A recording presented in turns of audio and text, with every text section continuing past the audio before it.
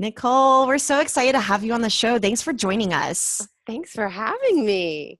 And I might call you Bisby here and there because that's what I call you in my head. So we're friends, IRL. We don't see each other often, but we know each other. And anytime I run across your candles in West Elm, Whole Foods, all the places, I'm just on the internet, so proud and excited for you. And I'm so excited to bring you on the show to talk about your story as a maker, making candles, who has defeated all the odds of everyone telling you that you can't have a business doing this. So let's start by talking about your path to becoming an entrepreneur, because whenever I first met you, you were working a day job, a really cool day job, but a day job nonetheless. So tell us about that. Yes. So I started just doing it for fun. I never thought I'd be an entrepreneur. It was never on my radar to have my own business. I was just working a day job and wanted something fun to give for Christmas presents. And so I traveled a lot. I've always traveled a ton. And I was thinking, how cool would it be if I could give my family and my friends a Christmas present that smelled like Italy, or smelled like, some really cool place I had traveled to. I had just gotten back from living in South America in Uruguay. And so I thought, man, I would love to give a candle that smelled like the ocean in, Montevideo. And so that's kind of how it started. And I ruined like the first 25 I made. It was awful. My kitchen was a wreck. There was just wax everywhere. I remember thinking the landlord is going to keep all my deposit. I'm never going to get anything back. It's ruined. At that point, were you like, I should have just bought them some candles? Totally. And my dad was like, are you going to catch it on fire? And I'm like, well, technically they're going to burn, but hopefully in the glass. And, and it's funny because, people always think that it takes this large amount of skill to make candles. It doesn't. Anybody can do it. And that's kind of what I loved about it, is I love to just play around with it. Of course, getting them to burn evenly and making an awesome product is a whole nother side to it. But I just wanted something fun as gifts. And so then I gave them all away, family and friends. And then the next year I started getting questions in like September, like, hey, are you gonna make those candles again? Are we getting those candles again? And everybody kept asking for them. And I was like, oh, you burned them? You didn't just like throw it away. I like assumed in my head, everyone said, oh, how sweet. And just kind of like threw it in the trash, like some old banana bread. Like, thanks, Marianne. We don't need this. And they just tossed it. So anyway, so I started getting requests, and so I was like, okay, people are liking this. And I remember. And were the requests like, hey, can you make me a candle again for Christmas? Or was it, hey, can you make me some candles that I can gift to my friends? It started, so at the time I was managing a fitness studio when I first started playing around, and my awesome boss at the time, I don't know, can I give shout outs to the business or the business? Yeah, holla. I don't know, Bar 3, OKC, and Andrea Mason, she placed the first order for her friends. And that was really the first time that I ever had anybody buy, an order from me or place an order to give away. And I remember just thinking like, this is cool, and the whole time I was Instagramming. So I am a huge proponent of social media and personal branding. I followed you, Kathleen, for a long time, and I've learned your tricks of the trade, and you've got to put yourself out there and let people know what you're doing. And I was just doing it for fun. Just, hey, I made this. Isn't it cool? And so after I sent off, I think the order was for like 12 maybe. And I thought it was the coolest thing on earth. I was making candles, I was at the time, I think I was even like spray painting the bottoms gold or something in my apartment with no windows open. All sorts of smells going on in your apartment. And what I want our listeners to really grab onto are those very first sales, because I will never forget mine. Some of my very first clients, even some of my very first blog followers, Emily included, have been lifelong friends. And it just takes one person buying your thing. Totally. Just one to start an entire business. So don't ever take it for granted, the idea of starting small. And and hang on to that enthusiasm of that first buy for as long as you can.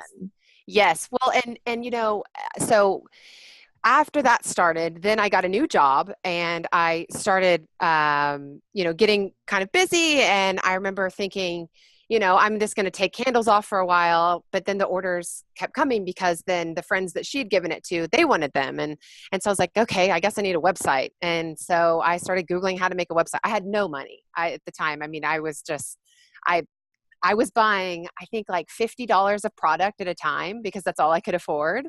And then I would, turn around and sell it. And I was like, how much can I sell this for? And I remember just asking friends, like, how much would you pay for this? Just so I could make a profit and keep buying boxes of wax. And so, eventually I got to where I could order bigger quantities, but it really did. It started with 3 people. And one of those was my dad. And it was amazing. And it really, Instagram was so much fun with that because everybody would see it and like it. And it didn't have to be some beautifully curated professional photograph. And that's what I like to share with people that come to me and say, oh, you've built this, candle company. How did you do it? How did you afford it? And I'm like, I spent no money. It was Instagram. And I just was taking pictures in my dirty kitchen of wax and candles and having fun. I love that. But at some point, like hanging out on Instagram and making candles, like small batches at a time, which is a total hipster thing, like small Totally. batch candles for life. Totally. At what point though, did you decide to make this side hustle or like this sort of creative free for all, let's see what happens, into an actual full-time gig? Yeah. Okay. So are you guys fan of Flight of the Conchords? Do you remember that show? Oh my God. Jermaine makes me, it gives me feelings. And I'm pointing to my crotch right now. I am so hot for Jermaine. I love I have it on DVD if you need to borrow it. Oh my gosh. I had part-time model in That's my what I'm gonna bring Instagram handle. That's what I'm going to bring up. Okay, that is my reference, Kathleen. That is hilarious. Sorry if I'm screaming. So I have it written here because I didn't want to forget to mention this. So again, I was working full-time and I was also teaching fitness classes. So I was working full-time and I had a part-time job and I was making candles. And I kept thinking of the song Jermaine sings, "Girl, you're so sexy, you could be a part-time model, but don't quit your day job." Okay, if you don't know it, go to Google and Google this song. It's amazing. Because anytime Emily and I have a photo shoot for Being Boss, or I'll model for Shop Goods sometimes. Yeah, just I know. Like if Kathleen's just looking in the mirror, Right? Honestly. Part-time model. Selfie. That song goes through my head all the time. And I feel like no one ever gets the joke when I tell them I'm a part-time model. Kathleen, I'm so glad we could connect on this. That's my favorite. And I think of that a lot with starting small businesses. And that is what I always thought of is, be a part-time model. You don't want to be a full-time model. You got to keep But you're a full-time model. Candlemaker. I am now. And I also, so the transition, as you ask, Emily, getting back to answering that, quick Flight of the Conchords break there. It really happened because I was transitioning from a job. Actually, the job that I had was it was being sold. The business was being sold. So it was either find a new job or see if I could make it as a professional full-time candle maker. And my husband is nuts and supported the idea. Nuts by, I mean, wonderful. And so I have to say that too, that if it would have just been, like me living on my own, I could not have done it. And I think that that's something that I always like to share with people that, I'm not independently wealthy and it's not making tons of money. So definitely it was really nice to be able to have a spouse that could make sure that, every month we had lights on. And But also, so I know your husband, Mohammed, and he was one of my professors in college. So he's a professor. It's not like, I mean, obviously I don't know if there's some sort of we're not millionaires situation, but I think that, it's probably a pretty typical income, definitely. Where you're probably still feeling a little nervous about making that leap, right? Really nervous. Yeah. And you weren't like, okay, well, I'm just going to kind of be a stay-at-home wife / mom and try and make this work. Like you had goals to make money is what I'm trying to get at. Yeah. Definitely. And I've been, I should also mention that I've been profitable since day one. And it hasn't been, I mean, it's something that I am proud of, but I've also been debt free. So I loved the podcast you all did about money and, tracking and budgeting. My husband has a budget, like a spreadsheet, and he is obsessive about it. And I knew if I was going to go into this and I was going to convince him that I should not get a full-time job and I should do candles, I was going to need a spreadsheet.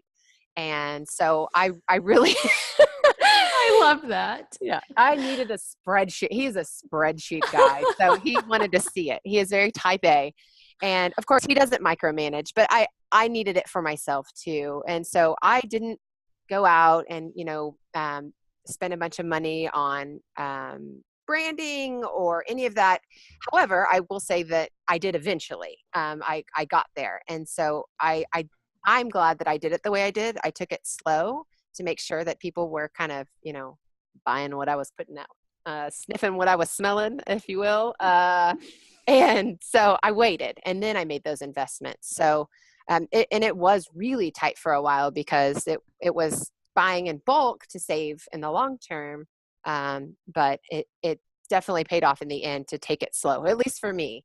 With the company, and then that way I could not have this debt in the back of my mind, like you owe the bank $50,000 or whatever it is. Right, because I remember you had even approached me about branding and you were like, whoa, way out of the budget. And our branding package isn't super expensive, but I feel like so many people, I want to actually come back to the branding thing and spray painting the bottoms of your candles gold, because I remember telling you, at least I hope I told you at the time, that it's not a big deal. Like what you've got is beautiful and it's working, and the candle itself is the brand. Yeah. And really the logo is the icing on the cake. Yeah. So you did tell me that. And I appreciated that because I was so scared, because you guys were like my dream. Like I remember thinking, when I get big enough, I'm going to hire Braid Creative and they're going to do all my stuff.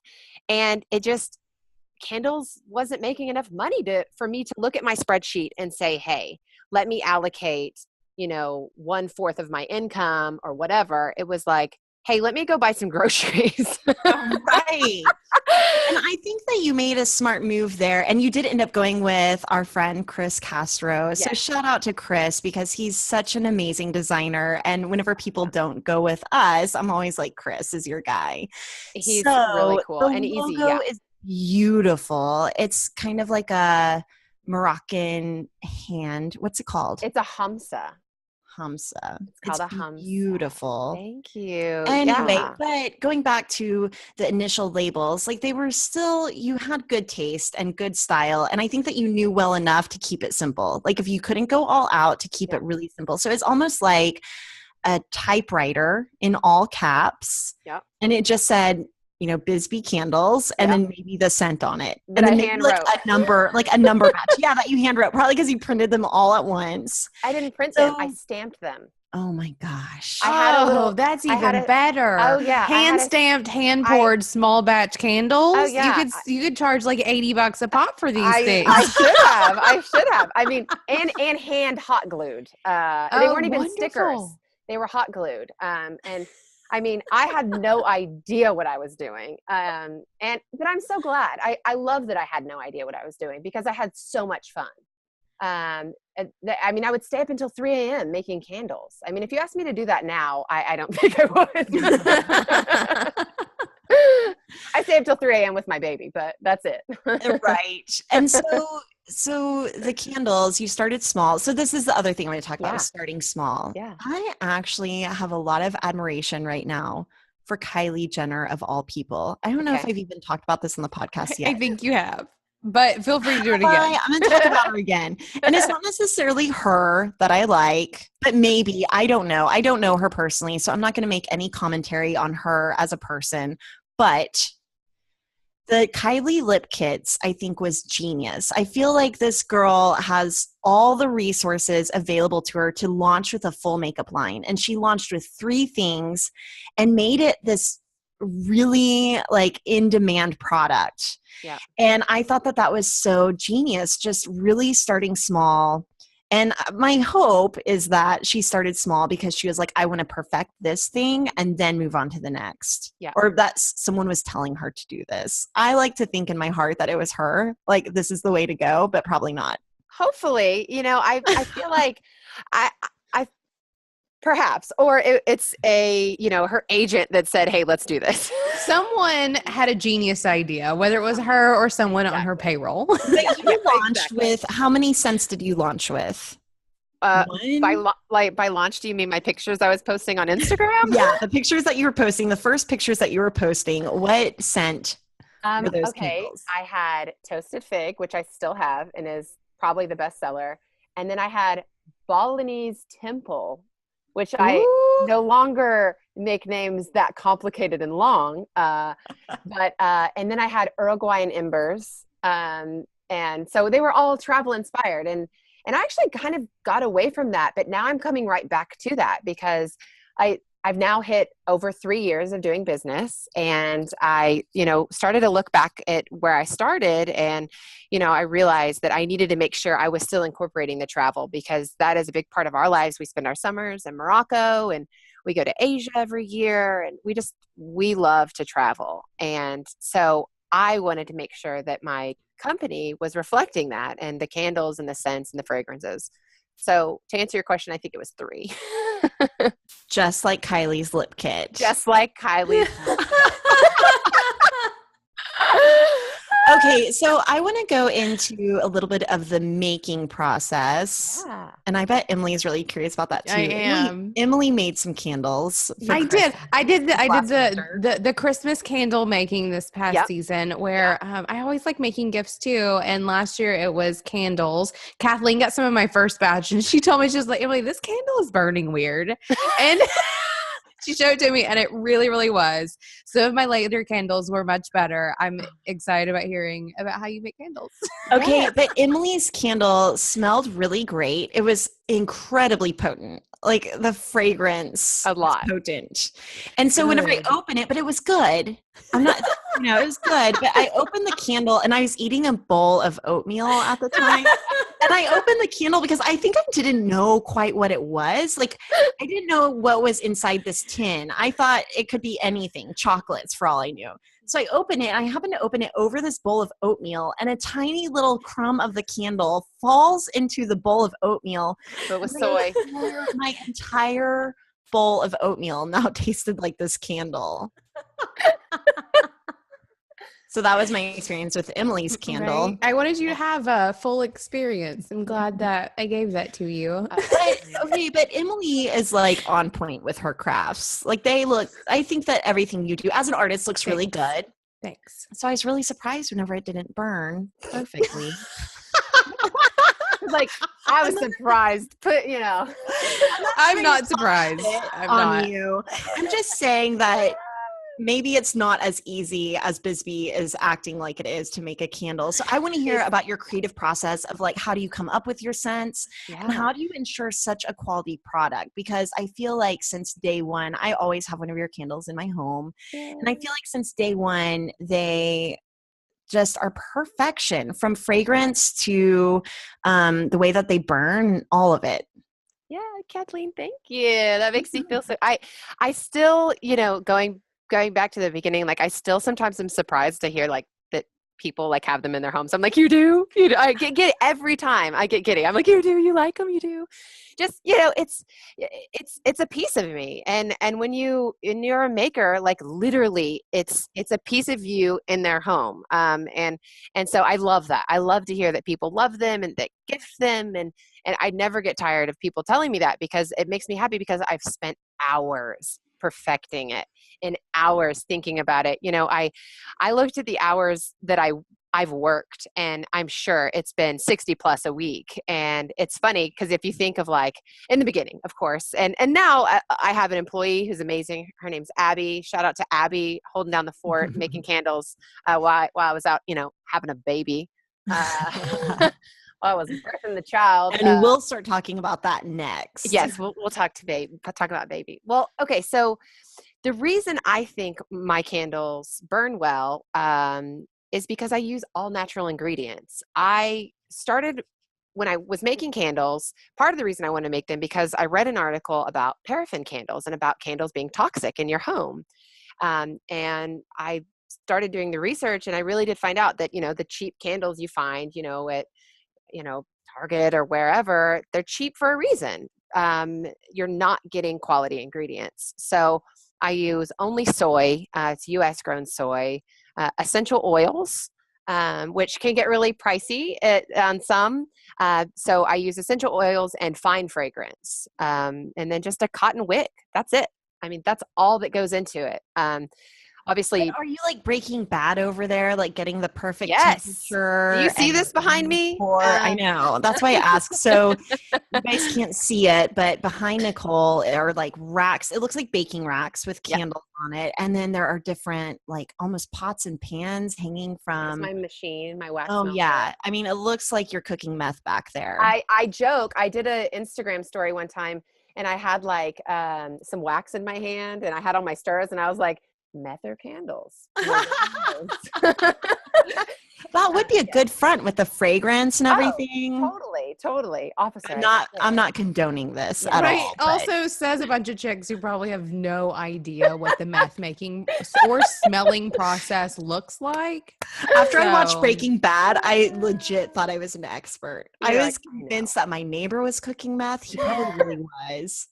Every time I saw an RV, I was like, I know what's going on in there. We know. We all know. We know. Yes. So yes, we are. We call it, science class. I joke with Abby. I'm like, we got to go all science class over here because you have to do the proportions. And with every fragrance, it's a little different. Because like you said about Emily's candle, perhaps that fragrance just had a really strong throw, and you wouldn't need to add that much. You need less of that. I don't even know what you mean by throw. I love that. Well, hey, it's science, and I hated science growing up, which is hilarious. And it's math, and I can barely do math. My husband makes fun of me because when I have to count, I'm like 1, 2, 3, where's my toe? 4, 5. So it is math and it is science. But once you perfect it, at least once I perfected it with the proportions to the glass, to the pour, to the heat, then that I can get really creative with the scents. And that is what I love. I love to just come in, put on some good music, jam out, and come up with some fragrances. Generally, they are travel scents. Sometimes they're just custom scents. I've been working on a really cool fragrance for the Jones Assembly, the new place that's opening up here in Oklahoma City. Oh, yeah. And we've been using black pepper and whiskey and cardamom and cedar, and it is just manly, and it's out of this world. We've had so much fun making it. I love that. Yeah. So we do that. All right. Have you had any like maker fails? Like, have you ever had a batch of candles that just cost you everything? Yes. My first large custom candle order. So I do a lot for boutiques and different stores. They call and they say, hey, we want to get a custom fragrance. And I believe they ordered like 200 candles. And this time I was in my garage. I didn't have this space that I have here. And it was really cold. And once I poured the candles, they were warm, and then I went to bed, and I came in the next day, and it had separated in the middle. So like the wax was all disjointed. There was all these holes, and it was like 100 candles, which was hundreds of dollars of product. Yeah. So I cried and cried, and I swore I was going to give up and never do it again. But I did, of course. I can only imagine. Well, you can cut that, but Jesus.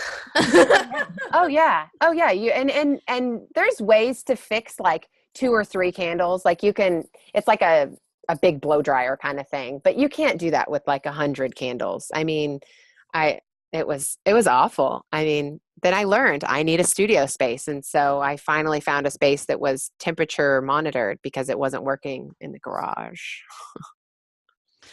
Okay, so do you have any other questions about the process of making candles, Emily, like the creative process? Because I want to dig into the business side of things. No, I think I'm good. I think I've wrapped up my tenure as a candle maker. Okay, you can call me Emily. You Right, can we'll call me, do. We'll do, please. except for maybe very personal reasons, but Oh, I did we'll have get one something else next year for Christmas. more. Right. And I'll give you not the first batch. Right. Yeah, why don't you send it to me after you've perfected it? We'll do. We'll do. Okay, so I did have a question though about that first candle you made. Did you watch a YouTube video? And then what have you done to continue your education and hone your craft? So yes, I watched a YouTube video. Actually, there's like a soap one, and she has her own YouTube. She's called like Soap Queen or something. And so I found it through the soap. And I'm sure there are a whole lot better videos now. This was 5 years ago when I first started making candles. And so it was just some like old lady in her kitchen. And she was like, and then you put the wax and it was adorable and sweet. And yes. And so to hone the craft, we've just really, I say we because Abby now is here and she's helping me make all of the orders. I could not survive without her. And we learn every day, and every fragrance is a little different. And so with the essential oils, we have to be careful because if you heat the wax too hot, it will burn off the essential oil. And like I said, it's really pricey. So that's a scary thing to do. I'm like, Abby, don't burn the product up. Don't burn it up. It's like full circle with your dad. Is Yes, it going to burn? Exactly. Okay, so I want to get into the business side of things and get a really clear picture, if you don't mind sharing, of like how your business has grown. So maybe we even start from today. Like, how many candles are you making a day? You're in Whole Foods, you're in West Elm, you might have things working with other brands too. Like, so let's start at where you're at. Tell us about how successful you are right now. And then let's work backwards from there to see how you got there. Yeah. From like that in your kitchen to then the garage to then your own place to having an employee. Like, I want to hear the whole story. Definitely. Okay. So right now I'm in every Whole Foods in Oklahoma. And I'm working on getting regional status where I would be in Texas and I think New Mexico. It's a lot of paperwork, a lot of paperwork. And I always, I kind of think that that's the funniest part of it too, because I hate the paperwork. I love making the product, making it pretty, taking a picture. But 90% of what I do now is making phone calls, emails, and doing paperwork. And that's kind of how I got to where I did, is I was organized and I really made sure that I was calling people and I was looking for a good fit. So, for example, with Whole Foods, they found me, which was kind of cool. I got an email and they said, "Hey, we saw you on LinkedIn." It was a person working locally, and they said you should submit it. Okay, I literally thought that creatives did not need LinkedIn until right now. Oh, they need LinkedIn. They need it. And I'm shouting it from the rooftops because I didn't think I needed LinkedIn either. And then I got Whole Foods through LinkedIn. So get your LinkedIn, use it. So from there, it was a series of paperwork, and I really learned how to be persistent and when to be persistent. I had everything finished, and the person I was working with actually moved to a different position, and so I kind of got mixed in the filing, right? So I was what's called an approved vendor, but I wasn't in the stores yet, and so I had already been really excited and told everybody, I'm at Whole Foods! And I really wasn't yet, but I was. And it was really a year. It took a year from the time that they said, yes, your product is great, we want to buy it, to them actually placing their first order. It was a year. Okay, so what's really interesting about that story as a consumer is that I remember you saying, I'm in Whole Foods. And then a year later being like, okay, now I'm actually in Whole Foods. Exactly. And it didn't feel like a year at all. Yeah. So like that may have felt like an epic flub to you, but it was no big deal from my side of things, at least. That's good to Just know. throwing that out there. And for anyone who ever feels like, why am I always saying things? That's probably me. I'm always saying things. Like, I am. you have a book, and there is no printed book yet. So maybe I should stop saying it. But, but I, on the other hand, I feel like, so with your book, doesn't that make you work extra hard? You're like, I told people, so I better do this shit. Totally. And I think that is the power in sharing as you go, is that it really does hold you accountable to your customers and to your followers on Instagram and whoever is looking at you and your work.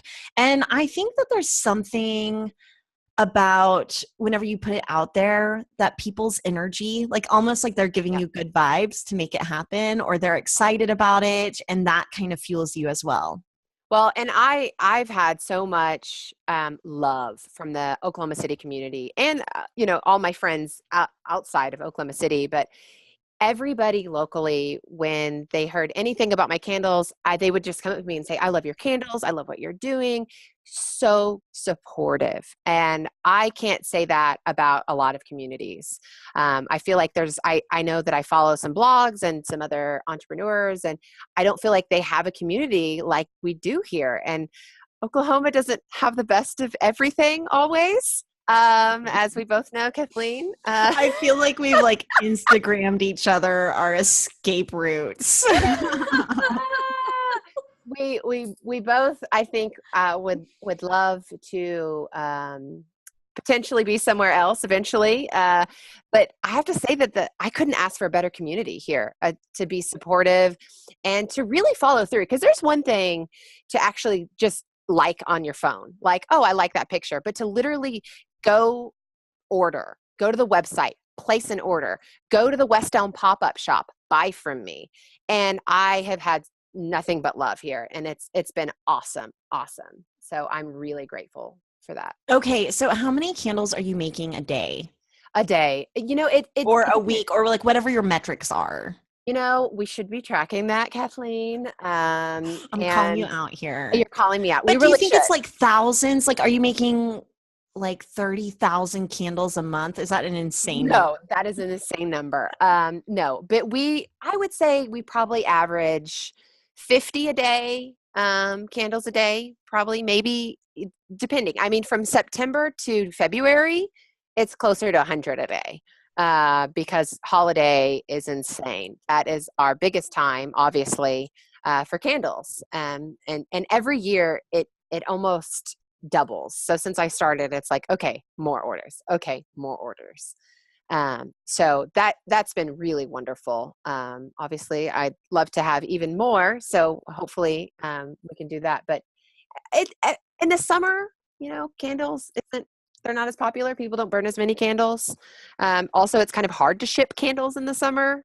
I get a little worried when people want to place a wholesale order for 85 candles. And I'm like, it may or may not be melted when they get there.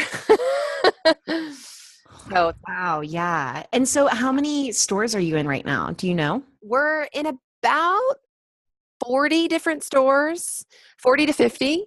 And is that regional or all over the place? All over. We have one in La Jolla. We have one in Fayetteville. We have one in New Jersey. They're just kind of sprinkled all over. And that's what's been fun. I've loved to get to meet different people and find out how they found me and how we've connected. I've done little reaching out to stores, to be honest. It's been all through Instagram and really just finding brands that I liked, following them, they follow me, and we connected. I'm a big proponent on finding other businesses that reflect your brand and working from there. I love that. Like, just collaboration is where it's at. And I feel like that's something special about the Oklahoma City community as well. And obviously it's all I know because it's where I live.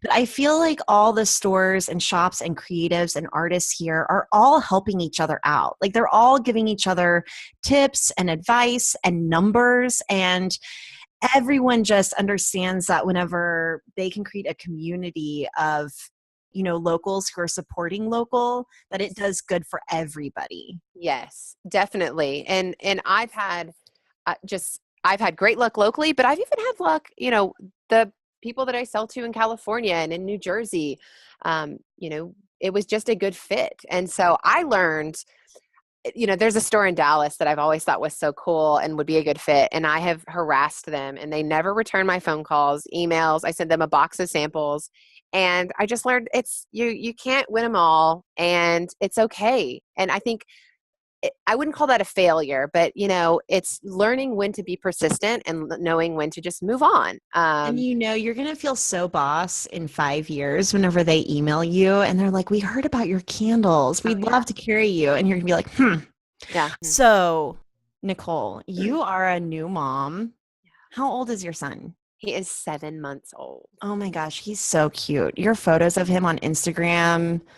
I mean, I sent you a message the other day saying, like, I think my baby's cute. And don't tell him this, but your baby's the cutest. He is so cute. His little smile. He's a ham. He is the sweetest baby throughout the day and he is adorable. But like he turns into a werewolf at night. Yeah. I don't know if this has something to do with his like extrovert personality. He hates sleeping. He hates it. And I feel you. Yes, we're in the moms. What is that? The mommy support group. Oh yeah. And I refused to join mommy support groups until 2 years in, whenever he still wasn't sleeping. Sorry. He still wasn't sleeping at 2. Okay, And I was that's great. I need help. But then those support groups did not prove to be helpful because everyone's kid is sleeping by 2 except mine. I know, and mine too. Okay, so yes, and that I agree with the mommy support groups. I actually have jokingly said I don't want to be in anything with the name mom in it. And I am a mom, but it always just feels it's just odd that I don't know. So yeah.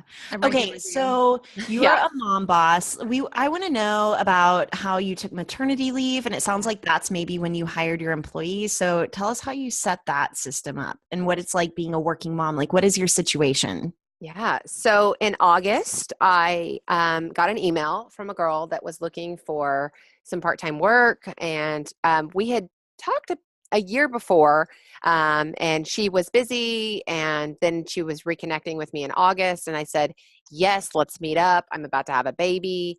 I was due in September, and I believe my due date was like September 29th or something. And so I met with her on the 2nd of September, and then I trained her 2 times, and then my baby came early.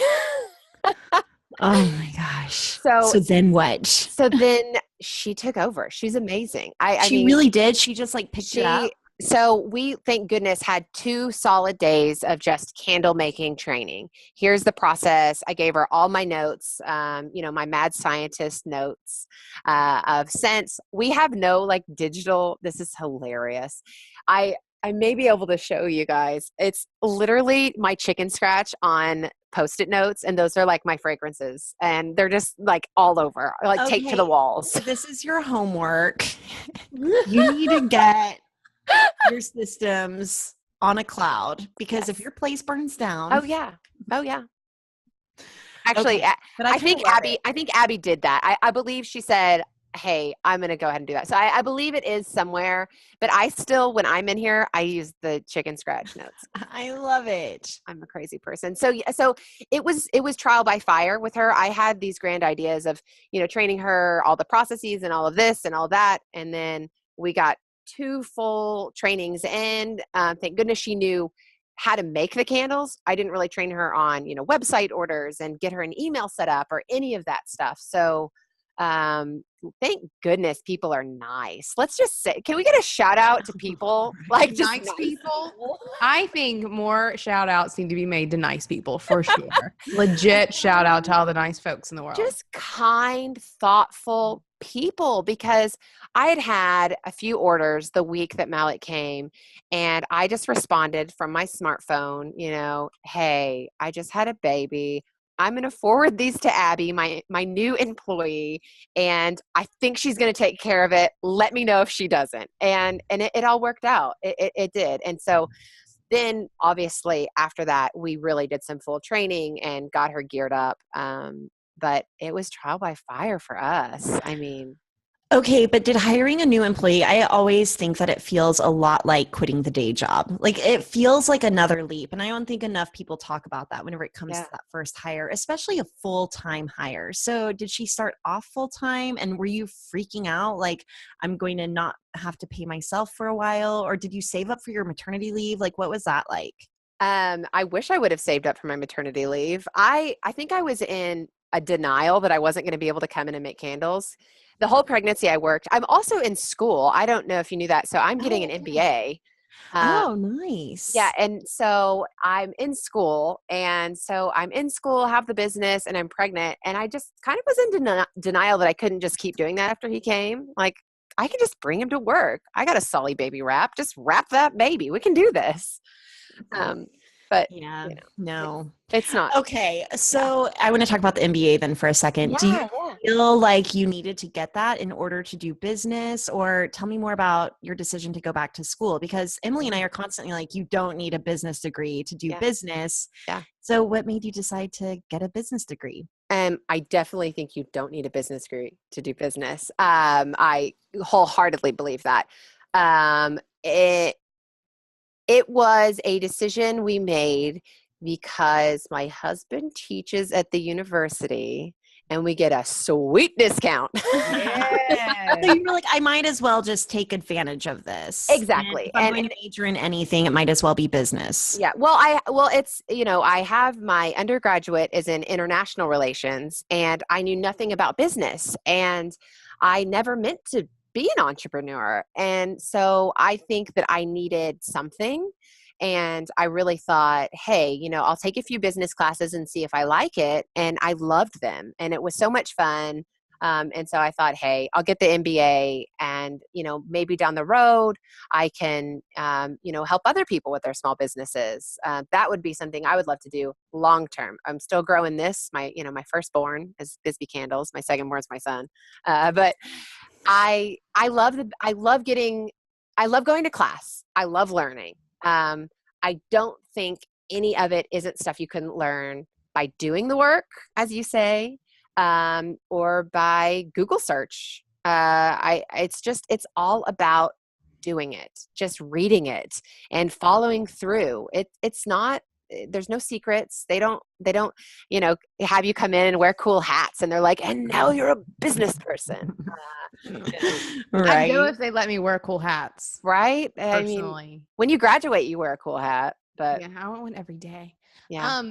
So I want to go back to your son really quick though, because Yeah. you had him Had him. early. Yes. But what's happening now? I really had this romantic idea that I would be able to work from home or bring him here while I made candles, and that it would be easy. And it really was when he was under 3 months old, because I really could just strap him to me and do everything. At about 4 months old, though, as you guys are both nodding your heads, that you can't. That, I mean, at least I could not. It was, I would bring him to work and I joke, I'm like, yeah, I brought him to work so I could change his diapers at work. I didn't work. I just changed his diapers at work. Right. So we have been on the list for Mother's Day out. So we eventually just hired a nanny, and she comes about 4 times a week and she's amazing. He loves her. And so he's with her while I'm working because I cannot work while I have him. And I don't think it's fair to him. And I think that as women, we need to stop trying to be everything. We can't be. You can't be the best mom, the best entrepreneur, the best daughter, the best friend, the best Wife. everything. Wife. Yeah. Spouse. Oh yeah. Oh yeah. I'm still one of those too, right? wanted to You've got a lot of identities. We and do. Yeah, there is this expectation to be everything to Everything everybody at the all same the time. time. Yeah, at the same time, and with a smile. Right. And, And you better look good doing it. yeah, and you better lose all that baby weight while you're doing it too. And I love telling people like, yeah, we hired a nanny or this because I think that a lot. Well, first of all, something that you talked about in a podcast recently was when I think it was when you were taking maternity leave, and people said, "Well, are you going to go back to work?" And it's funny because no one asks husbands that, like, I know. oh, are you going to go back to work? And I wish people had been asking me, so are you going to build an empire? Because I would have been right? like, yes, that's what I'm doing. Thank you. Exactly. And it's, it is funny, those questions that you get, and of, oh, you're going back to work, and it's like, yes, I am, and I'm building something awesome. And so it is funny, And just I the think different it's questions. well-meaning enough. And I think that, people don't have ill intentions whenever they're asking those questions. No, And I they think don't. especially the region that we live in, it is not super common Yeah. for women to necessarily go back to work. But Yeah. I want to shift directions a little bit before Yeah. we close up this episode and ask you, what are your biggest goals for business? What do you want to do next? What's around the corner? So around the corner is getting into all Whole Foods. That's my goal right now. That is on the radar. I love doing wholesale. Direct to consumer is how I started, obviously, but I'm finding that it's a lot easier for my business model to shift more into wholesale.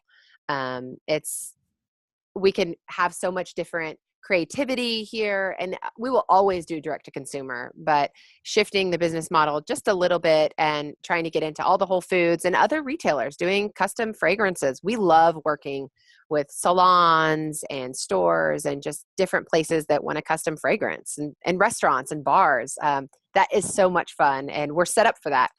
We're actually doing some candles for a store here. I don't think I can say which store, but they used to make their own candles. And then they were like, hey, why don't you just make them for us? And like, I'd always kind of thought they were kind of like a competitor. And so when I got this email, I was like, oh, okay. Yeah. It That's was fun. But wait, are cool. you white labeling it for them? Like, is it going to be their brand? It is going to be their brand. It's going to be Wow. their brand. How do you feel about that? I don't care. You don't? I don't, because we're getting paid. And Okay, but what if I burn that candle and I was like, this is a Bisbee candle? They're ripping her off. Or are you doing well, custom fragrances for them? Like, how does that so work? yeah, so well, normally I do custom fragrances. This is the first of like a person that had made candles, had a candle company, has now come to me because they know that we're set up to do, mass quantities. And so we will definitely have our name on the bottom label or something, gotcha. like poured by, because I got to get a little bit of cred. Are you having like a lawyer broker that situation? Oh, I should. I'm not saying that you should, but I do think You're that that's right. something that you need to think about a Yeah. little bit deeper. Like, Yeah. of like, what are all the things that could go Yeah. wrong with this? Like, Totally. do they now own that fragrance? Yeah. Well, it's Or, theirs. Yeah. I mean, I do that with all custom scents. So if I create one like for you, that is yours. But I guess what I've always felt good about is they don't really know the proportions. They don't know exactly what was in it. So they didn't buy the equation to the formula. No, they just bought the smell. Okay, we got to wrap this Well, up. hold on. And before we get into that, I want to talk about how, because with you, Kathleen, kind of freaking out about the notion of white labeling candles for someone else. I love the idea of it. I love it, but I'm also like, it freaks me out a little. But I think that's good advice too. And it's something that we haven't done before. We do a lot. Well, that's not true. We do that for a lot of different places, but we always just have my sticker on the bottom that says poured by Bisby. And has, information where to find us. Well, and I think the thing that I want to point out here is that's kind of the difference between being a candle maker and building like a brand where the brand is the clout and the candle isn't, if that makes sense, where it sounds like you are a candle maker. It doesn't matter like what name is on it to some extent, but just the fact that you're able to craft these things. And I think that's such like a great maker mentality. This idea that you're making it and it's going to whoever for whatever reason, you just made a really great candle. See, and probably as the branding expert over here, I'm like, you're flipping brand. it. Totally. I see your brand and I don't want your brand to be diluted. And I'm not saying that this is a bad move at all. I'm sure it's great. I think that there's just, for me, a lot of consideration that goes into, because we've been asked to even white label the braid method before for other designers. I'm like, wow, this could be a really cool licensing opportunity. Yeah. I don't even really know what that means. And I don't really know what's involved in all of that. And then that has a whole other set of processes because it's a service. But yeah. But it's a whole nother business model. And that's, you know, why we went from, you know, just direct to consumer, just pushing those website orders, to doing mass quantities. I guess it's a quantities question, and it's, do I want to sell 5 candles today, or do I want to sell 500 candles today? And I would much rather. The same amount of work. You know what I mean? I bet the same is. amount of work kind of goes into 5 versus 500. Like once you're set up for it. Definitely. And to have just one client ordering 500 candles versus one client ordering 1 candle, like it totally makes sense from a business standpoint. Yes. And at the end of the day, it's going to the consumer who's going to love your candles. So let's go ahead and wrap this up. I want to hear when you feel most boss, or an instance when you felt most boss. Well, I kind of joke that like some days I feel like super mom, awesome. And then the other days I feel like a piece of crap. I think the days that I feel most boss, like, you know, I wake up, feed the kid, get my to-do list out, crush some emails, come in, make some candles, ship out some orders, and go home and have a good evening. I think when there's balance in it, and that's when I feel most boss, when I've had a day that I've planned, that I've actually done everything on the list. And those days don't always happen. So I don't think I've ever had that day. I know. Well, working, I mean, a day that Emily's I guess, like, that's every day for me. I know. Lots of those days. You're beautiful. You guys just need older kids. Like, you're working. Yes. Trust me. I think, well, true. Kathleen and I, we're in the trenches right now with the babes, and every day, you never know. It all depends on their mood. You know, we may have a fabulous day, or it may be like, I had 1 hour's sleep and I'm covered in baby shit and I'm late for a meeting, and you know, it's, you never know. And so I think that is probably when I feel most boss, when I complete everything I wish to do that day. Love it. All right, let our listeners know where they can find you. They can find me at shopbisby.com or on Instagram at shopbisby. Thank you Perfect. so Thank much you for so coming much. on the show. I've loved talking to you and hearing more of your story, and just even getting to see your face. Yes, I loved it. I'm such a fan. I've followed along since day one. So I've loved it. You guys do an amazing job. I'm so appreciative for the advice and tactics I've learned from listening to the podcast. Thank you for listening to Being Boss. Find articles, show notes, and downloads at www.beingboss.club.